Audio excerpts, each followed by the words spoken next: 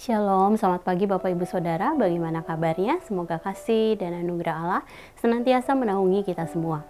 Pagi hari ini kita akan kembali merenungkan firman Tuhan dalam Wahyu 9 ayat 1 sampai 12 dengan judul perikop Sangkakala yang kelima. Saya akan bacakan bagian perikop firman Tuhan bagi kita semua. Demikian firman Tuhan. Lalu malaikat yang kelima meniup sangkakalanya, dan aku melihat sebuah bintang yang jatuh dari langit ke atas bumi, dan kepadanya diberikan anak kunci lubang jurang maut. Maka dibukanyalah pintu lubang jurang maut itu, lalu naiklah asap dari lubang itu bagaikan asap tanur besar, dan matahari dan angkasa menjadi gelap oleh asap lubang itu.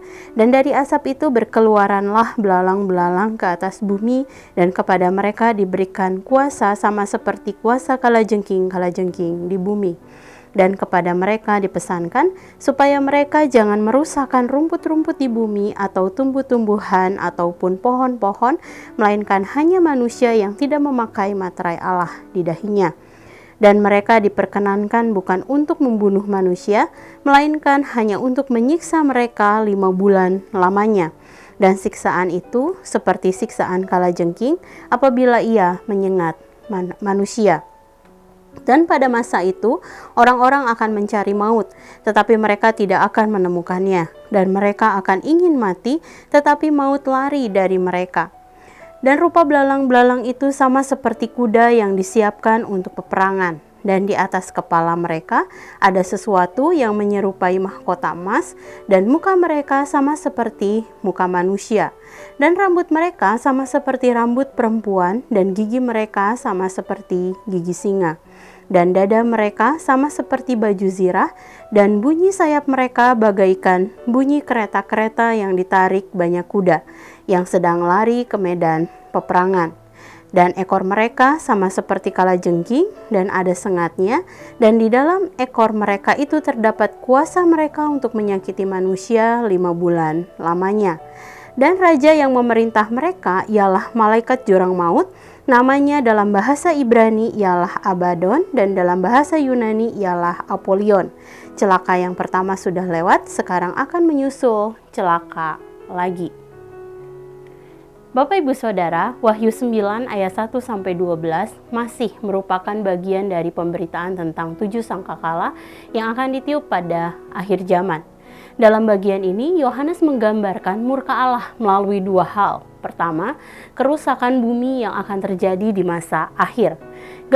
Gambaran tersebut yaitu naiklah asap dari lubang itu, dan matahari dan angkasa menjadi gelap oleh asap lubang itu.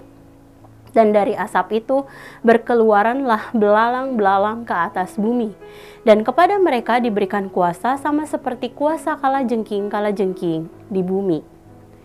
Kedua, siksaan kepada mereka yang menolak pemberitaan Injil.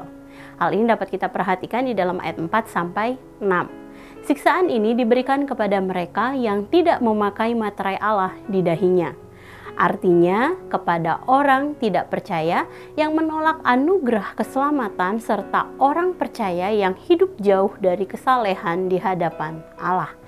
Sehingga muncul banyak kejahatan di muka bumi yang mendatangkan murka Allah atasnya. Yohanes menggambarkan beratnya siksaan tersebut melalui pernyataan banyak orang akan mencari maut, tetapi mereka tidak akan menemukannya, dan mereka akan ingin mati, tetapi maut lari dari mereka. Hal ini dapat kita perhatikan di dalam ayatnya yang ke-6. Saudara, melalui 2 gambaran di atas, kita diingatkan kembali bahwa pertobatan kita di hadapan Allah merupakan awal perjalanan rohani kita.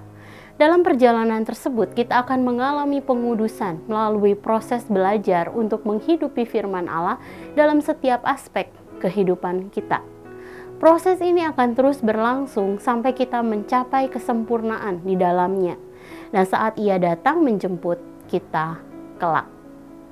Dan jika kita tidak bertekun dalam proses pengudusan ini, maka murka Allah menanti kita kelak.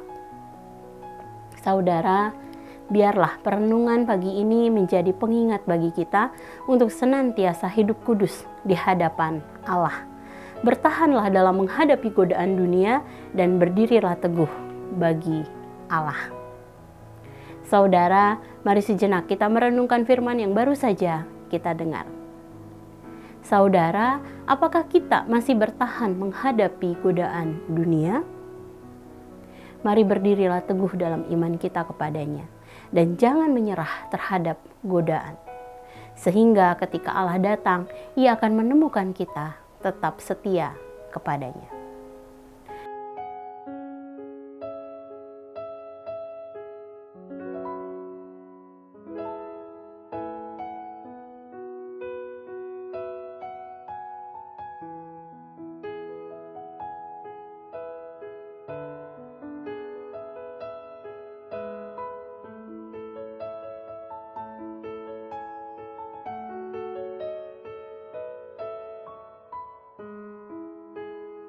Demikian firman Tuhan hari ini. Mari kita berdoa.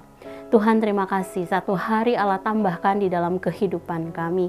Kami bersyukur pagi hari ini menjadi pengingat bagi kami untuk bagaimana kami bisa menjalani kehidupan kami dengan berhati-hati dan tetap waspada. Tuhan, kami tidak bisa mengendalikan banyaknya godaan yang datang dalam kehidupan kami, tetapi setiap hari kami bisa dengan teguh, dengan pertolongan daripada Roh Kudus, tetap hidup kudus di hadapan-Mu.